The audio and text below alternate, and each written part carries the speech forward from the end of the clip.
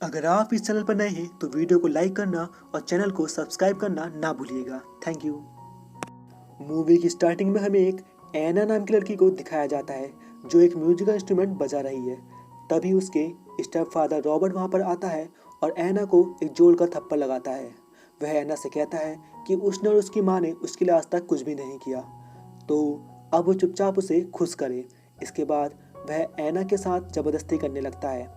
एना उससे बचने की बहुत कोशिश करती है और अपने पैरों से उसे एक धक्का देती है, जिससे वो दूर जाकर गिरता है और उसका गला एक धारदार चीज़ से कट जाता है, जिससे उसकी मृत्यु वहीं पर हो जाती है। इसके बाद हम देखते हैं कि एना को पुलिस ने गिरफ्तार कर लिया है और अगले दिन उसे कोर्ट में ले जाया जाता है, जहां वह बताती है कि वो सिर्फ अपनी जान बचा रही थी और ये सब उसने जानबूझकर नहीं किया। उसके स्टेप फादर उसकी इज्जत लूटने की कोशिश कर रहे थे। जहां पर एना की माँ भी होती है जो जज से ये कहती है कि रॉबर्ट एक अच्छा आदमी था और एना जो भी कह रही है वह सब झूठ है, जिसके कारण जज एना को 4 साल की सजा सुनाती है और उसे जेल भेज दिया जाता है।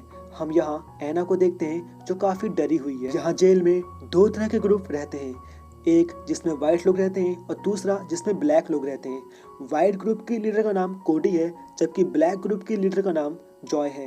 इस जेल के जेलर का नाम फ्रैंक है, जो सभी नए कैदियों को जेल के रूल समझाकर वहां से चला जाता है।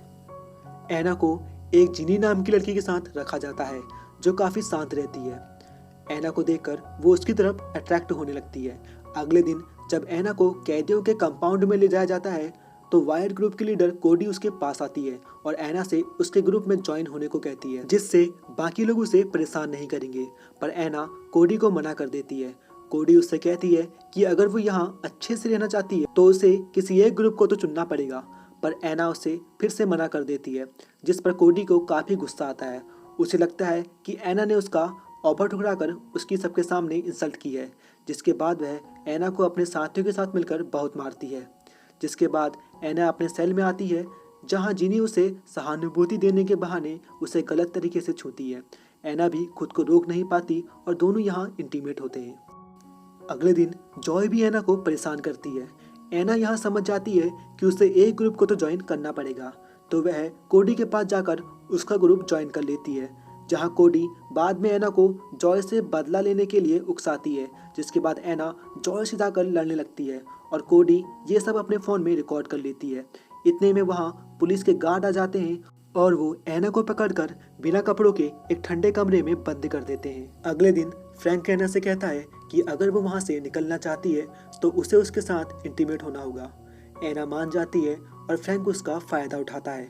अपने सेल में आने पर कोडी भी उसे ड्रग्स देकर उसके साथ इंटीमेट होती है। अगले दिन जब जॉय एना से बदला लेने आती है तो दोनों ग्रुप्स में फाइट हो जाती है।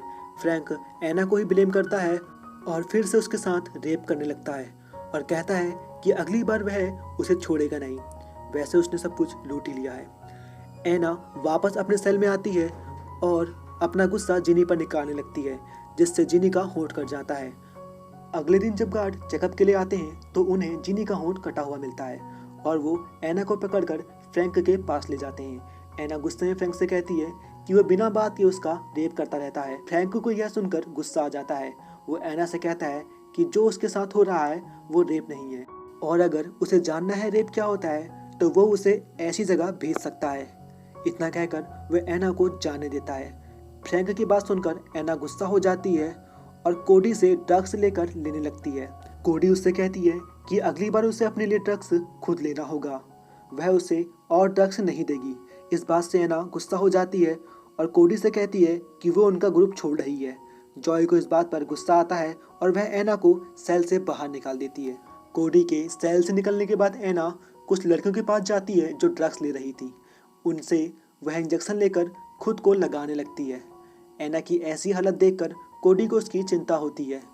वह एना को समझाती है पर एना नहीं मानती। दूसरी तरफ जॉय को पता चल जाता है कि एना ने कोडी का ग्रुप छोड़ दिया है। वो इस बात का फ़ायदा उठाती है और एना से बदला लेती है। इसके बाद एना और ज़्यादा डिप्रेस होकर और भी ज़्यादा ड्रग्स लेने लगती है। एक बार जब वो ड्रग्स लेने वाली होती है तो जॉय वहाँ आ जाती है और सभी ड्रग्स लेने वालों को मारने लगती है। जिसके बाद वहाँ गार्ड आ जाते हैं और एना को यहाँ खुद पर काबू नहीं रहता। वो गार्ड तथा खुद को नुकसान पहुँचाने लगती है, जिसके बाद फ्रैंक उसे फिर से म्यूट करके उसी कमरे में काफ़ी समय के लिए बंद कर देता है, जिससे तंग होकर एना आत्महत्या करने की कोशिश करती है, लेकिन वह बच जाती है और जेल के ही हॉस्पिटल में उसे एडमिट कर दिया जाता है। यहाँ और भी मरीज होते हैं जिनकी हालत ड्रग्स के कारण हुई होती है। एना को यहाँ अपनी गलती का एहसास होता है कि वो ड्रग्स लेकर कितना गलत कर रही थी। एना यहाँ ड्रग्स छोड़ने का फैसला कर लेती है। इसके बाद उसकी माँ उससे मिलने आती है और एना से झूठी गवाही देने के लिए माफ़ी मांगती है। वो कहती है कि उसे उनकी गलती का एहसास है और वे अब एना को कुछ भी करके यहाँ से बाहर निकालेगी। इसके बाद फ्रैंक एना को अपने ऑफिस में बुलाता है और उससे उसकी तबीयत के बारे में पूछता है। एना उससे कहती है कि वो उसके साथ जो करना चाहता है वो कर सकता है, पर बदले में उसे सबसे सुरक्षित रखना होगा। फ्रैंक कहता है कि वह इसके बारे में सोचेगा। यहाँ कोडी को पता चल जाता है कि एना फ्रैंक के साथ मिल चुकी है और वो गुस्से में उसके साथ लड़ाई करती है और उसका गाल काट देती है।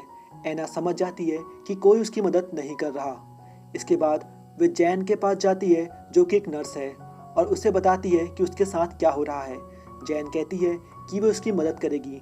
उसकी बहन का पति गवर्नर के वहाँ काम करता है, तो वो चिंता ना करे। एना को लगता है कि अब उसकी प्रॉब्लम्स खत्म हो जाएंगी, पर फ्रैंक यहाँ कैमरे में सब कुछ देख लेता है और एक कैदी की हेल्प से जैन को मरवा देता है और एना के साथ फिर से रेप करता है। एना जब सेल में होती है तो उसे एक लेटर मिलता है और जिसमें लिखा होता है कि उसके केस की सुनवाई अब जल्दी होने वाली है। एना अब फ्रैंक का सच सबके सामने लाने की योजना बनाती है ताकि जब ऑफिसर्स यहाँ आए तो वह फ्रैंक का सच सबके सामने दिखा सके, जिसके लिए वह कोडी के पास जाती है और उसका फ़ोन उससे मांग लेती है। जब फ्रैंक एना का रेप फिर से करता है तो वह सब कुछ रिकॉर्ड कर लेती है और जब ऑफिसर्स वहाँ आते हैं तो वह उन्हें वो वीडियो दिखा देती है। इसके बाद फ्रैंक को गिरफ्तार कर लिया जाता है। ऑफिसर्स एना से माफ़ी मांगते हैं कि उसे इतना सब कुछ झेलना पड़ा और उसकी बेल यहाँ पर अप्रूव कर दी जाती है और यह मूवी एना के आंसुओं को दिखाते हुए ख़त्म हो जाती है। अगर आप इस चैनल पर नए हैं तो वीडियो को ज़रूर से लाइक कीजिएगा और चैनल को सब्सक्राइब करना बिल्कुल फ्री है, तो प्लीज़ उसे सब्सक्राइब कीजिएगा। Thank you.